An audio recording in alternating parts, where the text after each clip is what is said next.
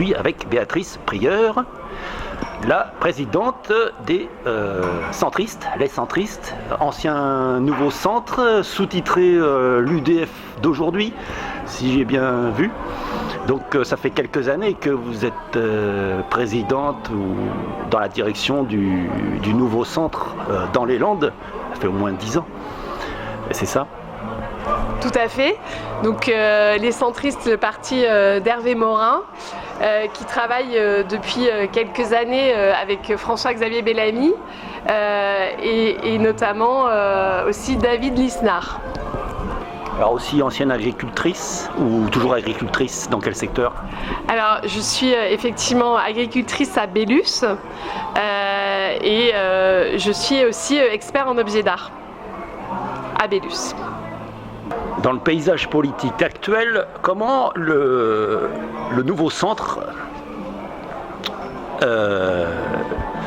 arrive à rester loin de ses collègues UDI, Horizon, Modem, qui sont eux, qui apparaissent centristes. En tout cas, la Macronie apparaît centriste face à un bloc NUPES, un bloc RN.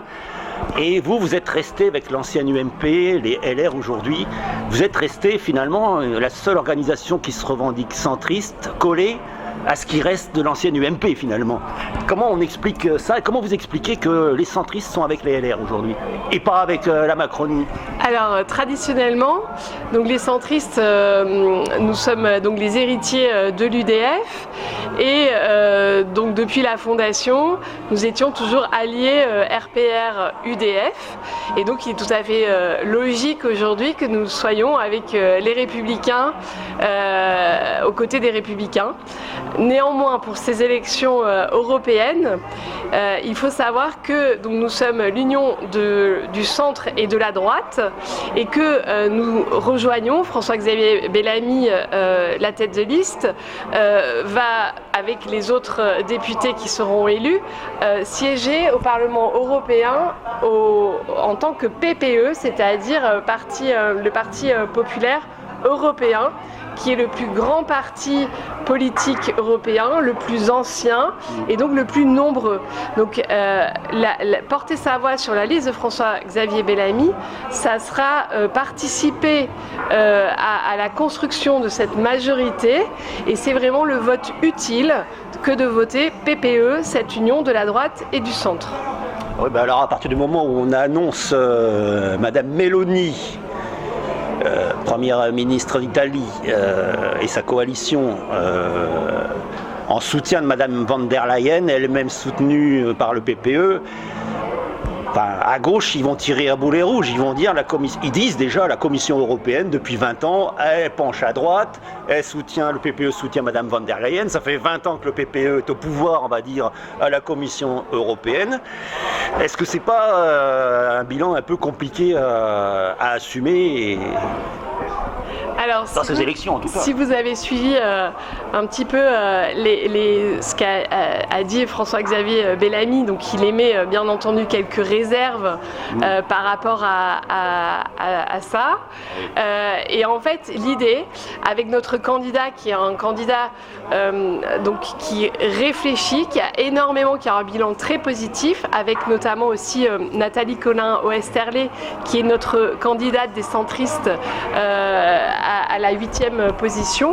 Ils ont un bilan extrêmement positif, ils ont énormément travaillé, ils sont très au point sur toutes les questions fondamentales européennes et notamment sur l'agriculture aussi.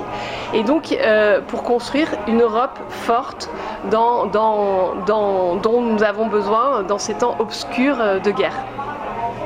Mais alors, qu'est-ce qui distingue les centristes, ex-nouveau centre, présidé toujours par M. Morin, Hervé Morin, ancien ministre de la Défense, qui lui donc était en désaccord avec la ligne François Bayrou, qui est allé dans le Modem, il était en désaccord avec Sterling, oui, mais depuis 2007, depuis que François Bayrou a dit « moi je préfère Madame Ségolène Royal au second tour que Nicolas Sarkozy ». Il était arrivé 3e, il avait fait un très très bon score pour un ancien UDF, pour l'ancien groupe centriste, on va dire UDF, centre centre-droit, on va dire. Voilà. Tout à fait. Il a fait un très bon score, il n'est pas arrivé très loin du second tour, mais il a dit, moi, non. Sarkozy, non. Azouz Begag aussi a dit, non, moi, non. Voilà, Villepin, ça va, Sarkozy, ça va pas. Quoi. On lui a reproché de choisir le PS ou des candidats du PS plutôt que son ancien allié RPR UMP devenu LR finalement. C'est ça la fracture, elle vient de là et les centristes se sont après agrégés. L'UDI est resté aussi pendant un moment avec l'UMP. Aujourd'hui, l'UDI a basculé Macronie, comme Horizon, comme donc l'ancien Premier ministre Édouard Philippe, Gérald Darmanin, Monsieur Le Maire, ministre des Finances, Monsieur Darmanin à l'intérieur. Les principaux ministres, les poids lourds du gouvernement Macron, depuis le début, c'est des gens anciens de l'UMP. Comment, et ça fait beaucoup de mal à l'UMP et au LR actuel, même Nicolas Sarkozy a soutenu Macron. Comme M. Raffarin, directement. Ils n'ont pas soutenu Pécresse, donc ils ont soutenu directement Macron. Ça fait beaucoup de mal à la famille politique, on va dire, LR et alliés.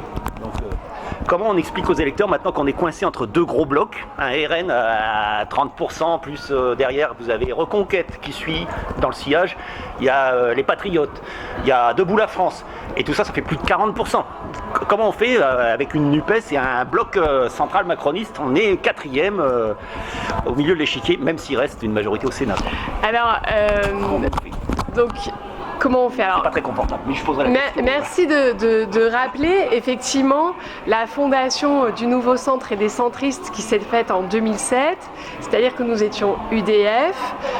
Au soir du premier tour, le président a choisi un petit peu dans un contexte solitaire de partir vers le Parti Socialiste et nous sommes toujours restés dans notre ligne du centre droit, de cette défense de la démocratie et de la défense de l'Europe qui est dans notre ADN.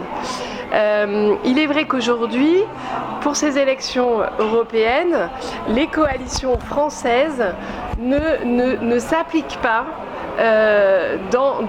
pour ces élections européennes parce que nous sommes, cette liste de la droite et du centre, nous sommes pour le parti politique PPE qui est le plus gros parti politique européen. Oui, vous affiliez au PPE, donc c'est un débat clair, c'est le PPE en Europe face au bloc socio-démocrate qui revendique M. Glucksmann. Donc ils ont même présenté leur candidat au poste de président de la commission. Donc ils sont clairement dans une logique, on aura un groupe socialiste au Parlement européen, à droite ils auront le PPE, et sinon les autres partis français font campagne presque franco-française, quoi, je pense. C'est ça, et donc il faut sortir pour ces élections européennes de ce débat, comme vous le dites, franco-français. Il faut voter utile pour cette liste de la droite, du PPE, de la droite et du centre, et faire ce vote utile de Bellamy. Ça passe le slogan « Seule liste de droite ». Dans les ça parle droite, seule liste de droite, veut dire européenne, droite européenne. Tout à fait. C'est ça. C'est la seule. En France, effectivement, c'est la proposition de la liste de la droite et du centre, parce que c'est le vote utile. Le RN a gagné les 2 dernières élections en France et ça n'a servi à rien, parce qu'il n'y a pas de majorité au sein du Parlement européen de leur part. Alors que la liste de François-Xavier Bellamy de la droite et du centre est au sein du PPE le plus grand parti politique européen, le plus important et le plus ancien, qui a défendu la construction européenne avec cette idée de paix, avec cette idée d'une Europe forte pour s'inscrire face à ce monde qui est en totale mutation et aujourd'hui qui est en guerre. Donc il nous faut aujourd'hui une Europe forte et donc il faut vraiment, par un vote utile, porter sa voix sur celle de François-Xavier Bellamy. Alors, sur la PAC, vous en tant qu'agricultrice, donc le bilan de la commission, même si c'est une co-construction avec les gouvernements nationaux, la PAC, c'est une co-construction. En France, c'est une co-construction entre l'État français et la FNSEA. En gros, ils marchaient comme ça. Comment vous voyez-vous Alors, la PAC? actuellement, nous sommes en fait que finalement, on va voter uniquement pour la 9e législature du Parlement européen. C'est-à-dire, nous sommes quand même toujours quelque part un petit peu aux prémices de la construction de l'Europe. Je souhaiterais dire à mes amis agriculteurs qui sont tentés, parce que nous sommes exaspérés aujourd'hui en France par des normes, par des directives, etc., je souhaiterais leur dire à mes amis agriculteurs qui seraient tentés par Marine et Marion, il faut rester dans l'Europe. On ne peut pas se permettre de faire un Frexit. Et donc il faut rester dans l'Europe pour défendre notre agriculture face à la mondialisation actuelle. Nous avons besoin d'une Europe forte et donc il faut absolument porter sa voix sur celle de François-Xavier Bellamy.